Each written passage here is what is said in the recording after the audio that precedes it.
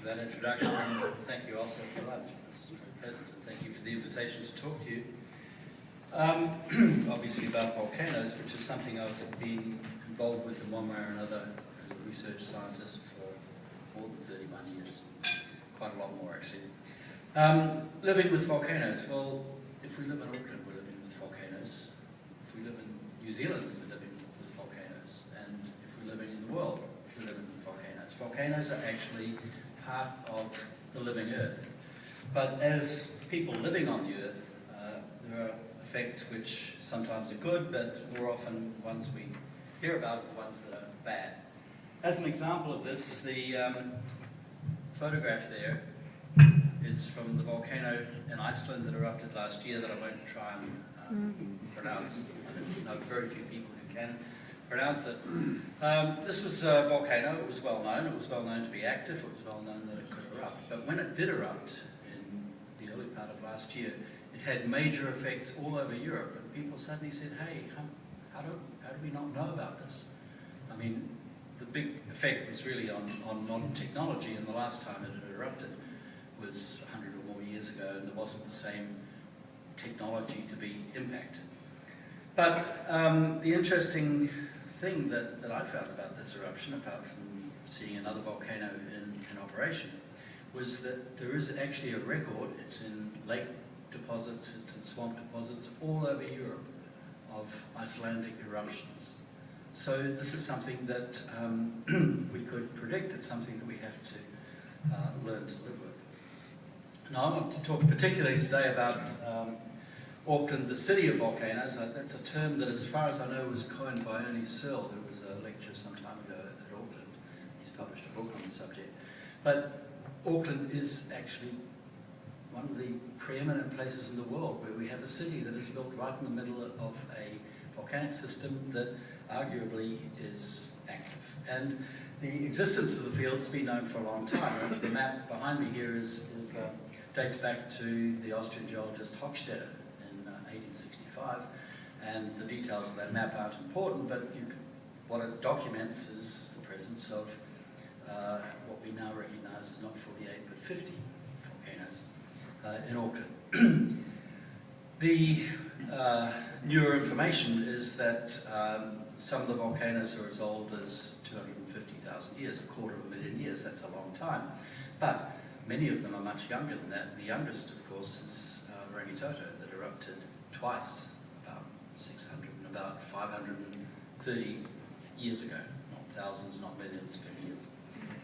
So there are about 50 volcanoes. They come in different sizes. Rangitoto is the biggest. The smallest is something you've probably often driven over.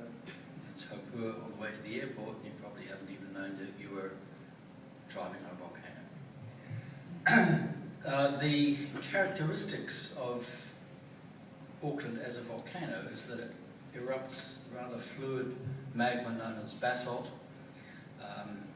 Basalt's a very common material that originates in the Earth's mantle. In Auckland's case, the system is very small. I often refer to it, but I think erroneously, as a boutique volcanic system. Boutique is not the right word, there's another one. But it's very small, it's very fine, very delicate, if you like. And eruptions have occurred at quite widely spaced intervals, but as we'll see in a moment, not uniformly. So the big question for people, for us living in Auckland, is will it ever erupt again? And what will we do if it does? And what I'd like to describe for you is some of the research that we're doing sort of right now about coping with that, defining what might happen, working out what the likelihood of it happening again is. So best scientific assessment, and I have to admit to contributing to this, is that the field is active and it will erupt in the future. So what can we do? Well, on the left, we can do the simplest, cheapest solution, do nothing, stick your head in the sand. That doesn't sort of fit with me as a scientist, and I doubt it fits with the population at large. It may be fine for politicians whose timescale is often quite short, but the fact is that if you're living with volcanoes, the longer it is since the last eruption, the sooner it is till the next one. So what we can do is try to understand the system, and that's what my primary involvement with is. We can try to monitor the system, and I'll describe how we're doing that. And monitoring will give us a warning how much is debatable.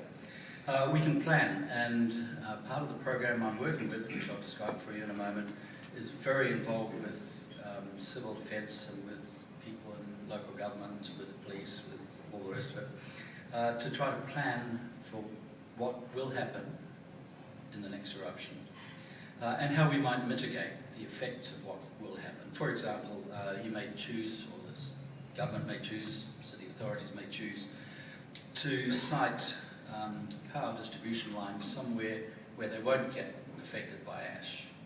Or you might put water supply systems somewhere where they won't get affected by eruptions. So there's lots of things like that you can do, and primarily, and of course being in a university, this is an obvious thing for me to be involved with, is education. To talk to groups, to talk to schools, to talk to people such as yourselves about what we're doing and how relevant it is and how likely it is. So what we have going at the University of Auckland at the moment is a program called DEVORA, which is an awful acronym.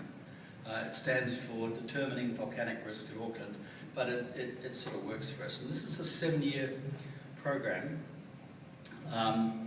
It's based in the University of Auckland. It involves people at Massey University and some of the other universities to a lesser extent. It involves GNS Science, the government CRI, concerned with their sciences, and it also involves EQC, who actually I should have put at the top because they're the people who fund this. And they have funded a 7-year program, of which we're now in the 3rd or coming up to the 4th year. And it's quite a structured program in which the first few years, which is what I've mostly been involved with, looks at the science of the volcanic field. Why do we have volcanoes? What will happen if there's an eruption? That kind of thing. And then the later years are how likely is an eruption really? If there is an eruption, what can we do? And so on. So it's a program that goes from scientific investigation to practical application of scientific knowledge to people's lives. Okay, so volcanoes, they're a little bit like politicians. Well, sorry, jumped ahead. What we're trying to do is understanding the Auckland system, determining the possibility of future options, and identifying problems and so on, as I just mentioned. So volcanoes are like politicians, and as with politicians, we need to bear 3 things in mind. The first is that there are many different kinds, although we can group both politicians and volcanoes into some larger groupings, try and understand them. They're often unpredictable, and they usually don't do what you want. The other aspect of this was neatly summarised by former Vice President Cheney. There are things that we know. There are known knowns, and that's fine. There are also known unknowns, and this, of course, is the basis of scientific research. We know what we don't know, and we go about trying to find it. But then, with volcanoes, there are unknown unknowns. We don't know what we don't know, and that's the scary aspect. And that's why if you ask a scientist for a definite prediction, like when is the next eruption going to be, we'll probably retreat into the, well, it's one of the unknown unknowns.